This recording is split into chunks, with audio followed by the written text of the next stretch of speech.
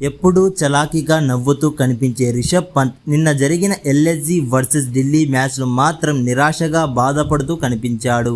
తన నిరాశకు ఏమిటి కారణమనేది ఎవరికీ తెలియదు.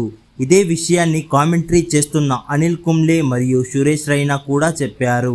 అనిల్ కుంబ్లే కామెంటరీ చేస్తున్నప్పుడు రిషబ్ పంత్ని చూసి ఈరోజు రిషబ్ పంత్ హ్యాపీగా లేనట్లు కనిపిస్తున్నాడు అని చెప్పారు. సురేష్ రైనా కూడా రిషబ్ పంత్ని చూసి ఇలా చూడలేకపోతున్నానని చెప్పారు. నాకేమనిపిస్తుంది అంటే నిన్న బ్యాటింగ్ ఆర్డర్లో తనకు సరైన పొజిషన్లో బ్యాటింగ్కు ఎల్ఎస్జీ మేనేజ్మెంట్ పంపించలేదనే బాధ రిషబ్ పంత్కు ఉన్నట్లు నాకు అనిపిస్తుంది. అది కాక నిన్న కొన్ని ఇమేజెస్ చూసిన తర్వాత కూడా ఇలా అనిపిస్తుంది. రిషబ్ పంత్ చేతికి గాయం అయినట్లు స్పష్టంగా ఆ ఇమేజెస్లో కనిపిస్తుంది. ఇందు కారణంగానే తాను తొందరగా బ్యాటింగ్కి రాలేదనే విషయం స్పష్టంగా అర్థమవుతుంది. ఏదేమైనా ఫ్రెండ్స్, రిషబ్ పంత్ అన్హ్యాపీగా ఉండడానికి కారణం ఏమై ఉంటుంది? మీరేమైనా గెస్ చేయగలరా?